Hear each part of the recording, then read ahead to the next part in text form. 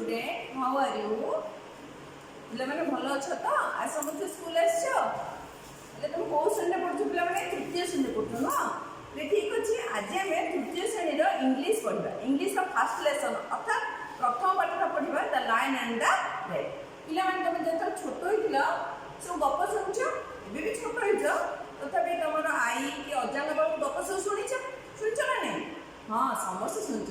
ତାହେଲେ ତମେ ନିଶ୍ଚୟ ସିଂହ ମୂଷା ଗପ ଶୁଣିଥିବ ନିଶ୍ଚୟ। ଠିକ ଅଛି, ହେଲେ ଏଇ ପାଠଟା ପଢ଼େଇବା ପୂର୍ବରୁ ମୁଁ କେତେଟା ପ୍ରଶ୍ନ ପଚାରିବି ହେଲା, ତମେ ସମସ୍ତେ ଠିକ ଠିକ ଉତ୍ତର ଦେବ। ଆଚ୍ଛା କହିଲେ ପିଲେ, ଲାୟନ ମାନେ କ'ଣ ଜାଣିଛ? ଲାୟନ ମାନେ କ'ଣ? ସିଂହ।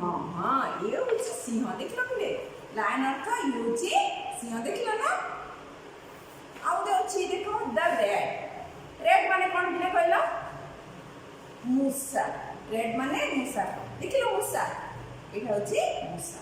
ତମ ଘରେ ତ ନିଶ୍ଚୟ ମୂଷା ଥିବ, ତମେ ଦେଖିଛ ନିଶ୍ଚୟ। ତେବେ ଆଜି ଆମେ ସେଇ ଲାୟନ ଆଣ୍ଡ ଦ ରେଡ୍ ବିଷୟରେ ସମସ୍ତେ ପଢିବା।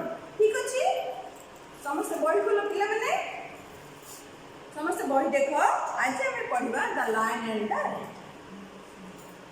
Good morning student, how are you? Do you like stories? ତୁମକୁ ଗପ ଭଲ ଲାଗେ? Will you listen to a story? ଗୋଟିଏ ଗପ ଶୁଣିବ କି ପିଲେ? ସମସ୍ତଙ୍କୁ ତ ଗପ ଶୁଣିବାକୁ ଇଚ୍ଛା, ତାହେଲେ ସମସ୍ତେ ଗପ ଶୁଣିବ ନାଇଁ? Look at the picture. ତମ ବହିରେ ଯୋଉ ଛବି ଦେଇଛି ଦେଖିଛ ନା? Look at the picture ଅର୍ଥ ଛବିକୁ ଦେଖ। ତମ ବହିରେ ଯୋଉ ଛବି ଦେଇଛି ଦେଖ ହେଲା। Look at the picture. What is the story about? ଏ ଗପରେ କାହା ବିଷୟରେ କୁହାଯାଇଛି? କେମିତି କହିବେ ଏ ଗପରେ କାହା ବିଷୟରେ କୁହାଯାଇଛି? ହଁ, ଦ ଲାୟନ ଆଣ୍ଡ ଦ ରେଡ୍। ସିଂହ ଆଉ ମୂଷା, ଗୋଟିଏ ସିଂହ ଆଉ ଗୋଟିଏ ମୂଷା ବିଷୟରେ କୁହାଯାଇଛି। ଏଇଟା ଦେଖିଲ ପିଲେ, ଏଠି କ'ଣ ଲେଖା ହେଇଛି? ଦ ଲାୟନ ଆଣ୍ଡ ଦ ରେଡ୍ ହେଲା। ଗୋଟିଏ ଲାୟନ, ଗୋଟେ ମୂଷା। ଠିକ ଅଛି, what is the story about? Who can ସେ? କିଏ କହିପାରିବ? ହଁ, କାହିଁକି କହିଲ? ହଁ, ଠିକ ଅଛି।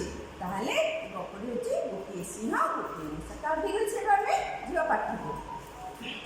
There was a lion. ଗୋଟିଏ ସିଂହ ଥିଲା। There was a rat. ଆଉ ଗୋଟେ କ'ଣ ଥିଲା? ମୂଷା ମଧ୍ୟ ଥିଲା। The lion was big. ତମେ ଦେଖିଛ ପିଲେ ଲାୟନକୁ ଦେଖିଛ ନା? ସିଂହକୁ ଏତେ ବଡ଼ ସେ ନାଇଁ? The lion was big. The rat was small. ମୂଷା ଦେଖିଛ ପିଲେ? ସିଂହ ବଡ଼ ନା ମୂଷା ବଡ଼? କିଏ କହିବ ପିଲେ? ଲାୟନ ବଡ଼ ନା ରେଡ୍ ବଡ଼?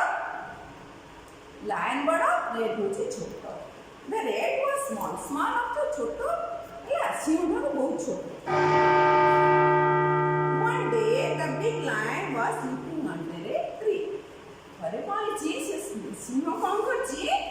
ଗୋଟେ ଗଛ ମୂଳେ ଶୋଇଯାଇଛି।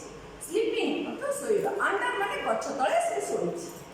A small rat by mistake. ଗୋଟେ ଛୋଟ ମୂଷା ଯୋଉ ଥିଲା, ସେ ଛୋଟ ମୂଷା କ'ଣ ଭୁଲବଶତଃ କ'ଣ କରିଛି?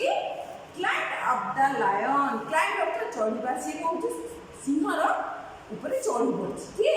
ମୂଷା। The lion was very hungry ହେଲା, very angry। ସେ କ'ଣ ହେଉଛି?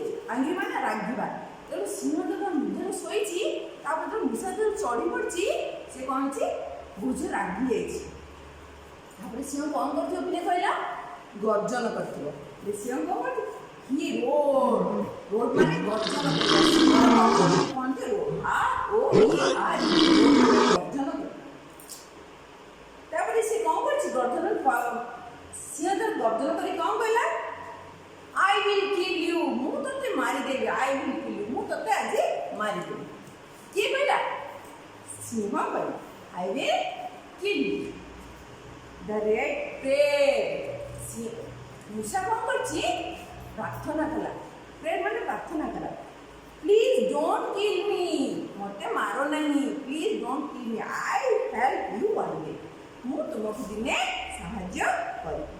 ଠିକ ଅଛି, ହେଲେ କ'ଣ କରୁଛି? ସିଂହ କ'ଣ କଲା? ମୂଷାକୁ ସେଇଠୁ ଛାଡ଼ିଦେଲା।